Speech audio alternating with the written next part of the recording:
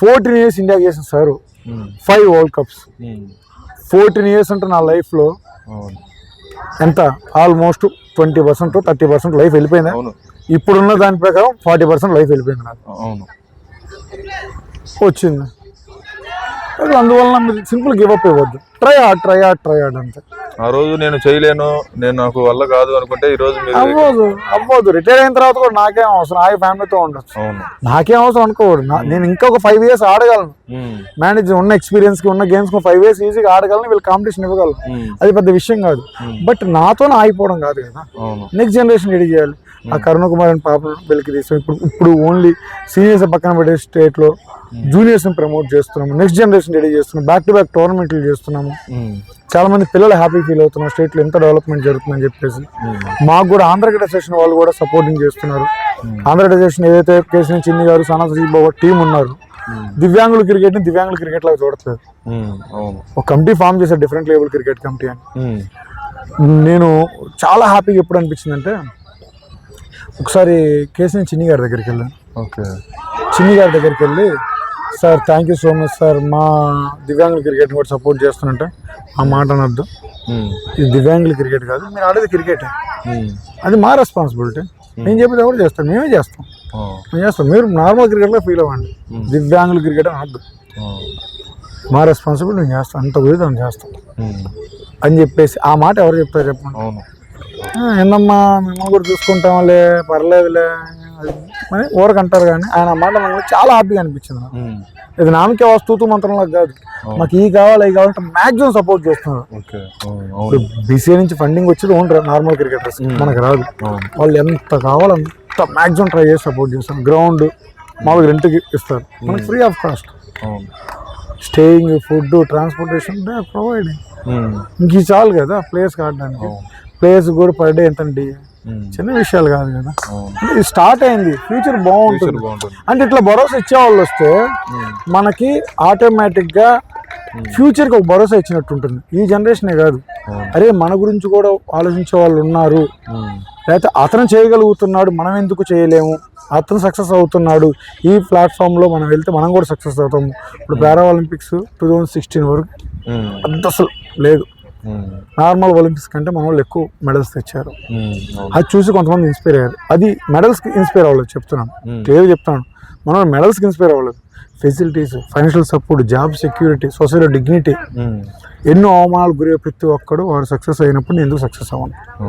నేను ఒక మెడల్ తెస్తాను, నా తల్లిదండ్రులు, నా ఊరిని, నా స్టేట్కి నేను ప్రౌడ్ పర్సన్గా లేకపోతే ఒక రోల్ మోడల్గా ఉంటాను అని వాడు కసి చేసి ఎంతో హార్డ్ వర్క్ చేసి పొద్దున సాయంత్రం ఒక్క పూట కూడా ఆరోగ్యం బాగోలేకపోయినా కానీ గ్రౌండ్ వదలకుండా ఎంత శ్రమిస్తే తప్ప ఒలింపిక్స్లో ఒక మెడల్ రాదు.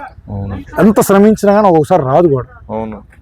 4 సంవత్సరాల కష్టం లైఫ్లోంచి 4 సంవత్సరాలు వదిలేసుకొని కష్టపడితే వస్తుందో రాని మెడల్ వచ్చిన తర్వాత ఆ మాత్రం రికగ్నిషన్ లేకపోతే ఎట్లా? ఇవన్నీ భరోసా వల్ల next generation back to back పారా వాళ్ళు సక్సెస్ అయ్యేది. ఎందుకంటే ఫెసిలిటీస్ బెటర్ ప్రొవైడ్ చేస్తాం, అదేవిధంగా మాకు బెటర్ ఫెసిలిటీస్ ప్రొవైడ్ చేస్తాం. ఈజీగా నాది డ్రీమ్ ఒకటే, నేను ఉన్నా లేకపోయినా ప్రపంచంలో స్పోర్ట్స్ ఫీల్డ్లో బ్లైండ్ క్రికెట్ ఉన్నంతకాలం ఇండియానే నెంబర్ 1గా ఉండాలి, ఇండియానే వరల్డ్ కప్ కొట్టాలి. నా సొంత రాష్ట్రం ఆంధ్రప్రదేశ్ కాబట్టి ఆంధ్ర నుంచి ది బెస్ట్ ప్లేయర్స్ని ప్రొడ్యూస్ చేయాలి. వాళ్ళు ప్లేయింగ్ లెవెల్లో ఉంటారు, ది బెస్ట్ ప్లేయర్స్ని ప్రొడ్యూస్ చేయాలి. ది బెస్ట్ చైర్మన్ అండి. మినిస్టర్స్ ఏ విధంగా కష్టపడతారో అంతకంటే ఎక్కువ కష్టపడుతున్నాడు.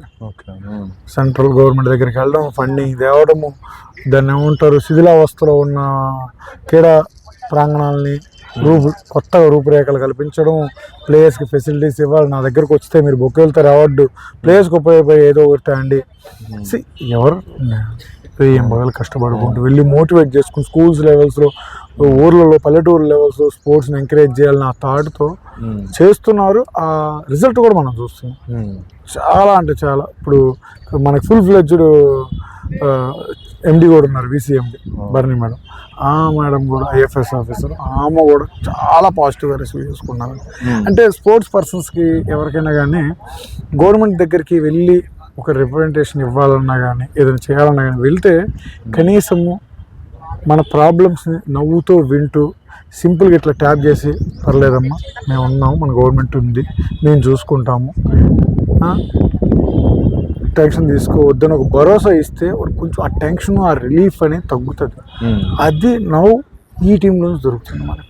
నిజం చెప్తున్నాను కదా, మా ప్లేస్ని మొన్న వరల్డ్ కప్ కొట్టిన తర్వాత ఒక్క మెసేజ్ నేను వెళ్ళి ఎట్లా అని చెప్పితే వాళ్ళకి వచ్చిన దగ్గర నుంచి రిసీవింగ్, ఎయిర్పోర్ట్లో రిసీవింగ్, క్రౌడ్ గ్యాదరింగ్, మళ్ళీ హోటల్ బుకింగ్, సీఎం గారి దగ్గర తీసుకెళ్లే వరకు మొత్తం స్పోర్ట్స్ డిపార్ట్మెంట్ తీసుకుని, ఇంతకుముందు లేదు.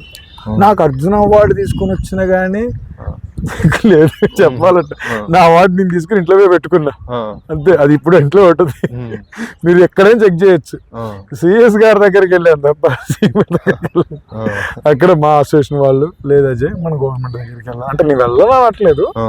ఇక్కడ ఏమవుతుందంటే మనం వెళ్ళి అవార్డు తెచ్చుకున్నాం తీసుకెళ్ళడం అనేది అది రైట్ కాదు. నేను ఎప్పుడైనా ఒక ఎథిక్స్ ఉంటుంది నాకు, ఒక టీషర్ట్ వేసుకొని ఇండియన్ టీం టీషర్ట్ వేసుకొని ఇండియా కడతా నాకు ఏదైనా చేయండి అనడం అది పద్ధతి కాదు.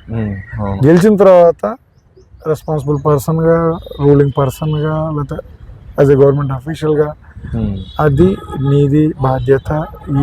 ఈ పర్సన్ దేశానికి చేశాడు, మనము ఇతనికి మన స్టేట్ నుంచి బెస్ట్ ఇవ్వాలి, రికగ్నేషన్ ఇవ్వాలి అని చేయాల్సిన బాధ్యత అది. నేను మొన్న చంద్రబాబు నాయుడు గారి దగ్గర కూడా అర్జున అవార్డు ఎందుకు తీసుకెళ్ళానంటే ఆయన దృష్టిలో లేకపోయి ఉండొచ్చు, ఎందుకంటే కొత్తగా వచ్చింది గవర్నమెంట్.